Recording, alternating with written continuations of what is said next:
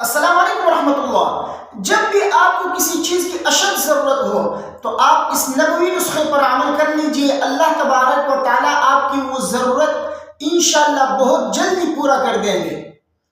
اس وظیفے پر میں نے خود عمل کیا ہے اور میں نے دیکھا ہے اللہ کی قدرت کو۔ اللہ تبارک و تعالیٰ نے اس وظیفے کی برکت سے میری وہ ضرورت پوری کر دی ہے۔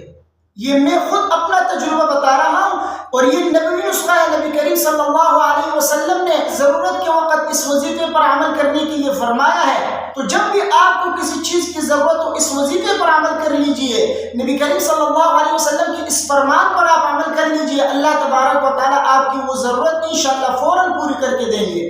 میں نے خود بھی اس پر عمل کیا ہے۔ نبی کریم صلی اللہ علیہ وسلم نے جو فرمایا ہے حدیث میں 100% سچ ہے۔ اخلاص اور یقین کے ساتھ آپ پڑھ لیجئے، اللہ تبارک و تعالیٰ آپ کی ضرورت کو پورا کر دیں گے انشاءاللہ۔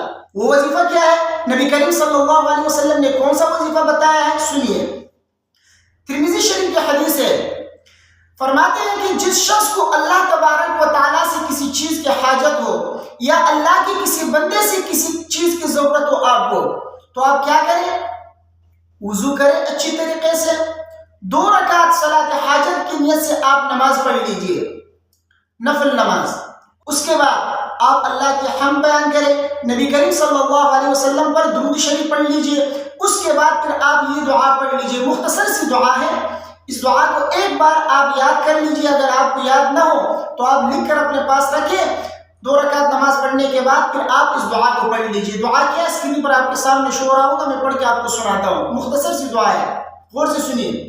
لا الہ الا اللہ الحلیم الکریم، سبحان اللہ رب العرش العظیم، الحمد للہ رب العالمین، اسألک موجبات رحمتک وعزائم مغفرتک والغنیمة من كل بر والسلامة من كل إثم، لا تدع لي ذنبا إلا غفرته ولا هما إلا فرجته ولا حاجة هي لك رضا إلا قضيتها يا أرحم الراحمين۔ یہ ہے وہ دعا۔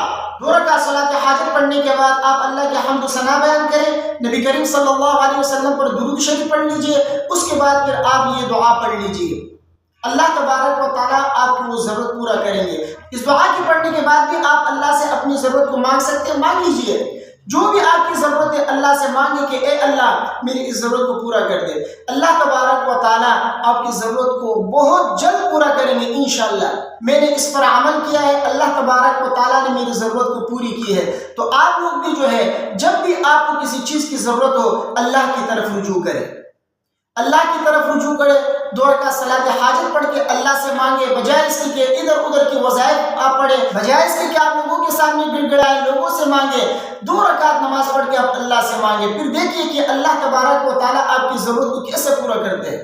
بس ایک مرتبہ آپ اللہ کے سامنے کھڑے ہو کے، اللہ کے سامنے سر بسجود ہو کے اللہ سے مانگ کر تو دیکھیے، اللہ تبارک و تعالیٰ مخلوق سے زیادہ اپنے بندے سے محبت کرتے ہیں۔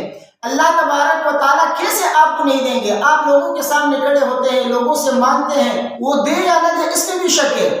تو اللہ تبارک و تعالیٰ خود فرماتے ہیں ادعونی استجب لکم، مجھ سے مانگو میں تمہاری دعا کو قبول کروں گا۔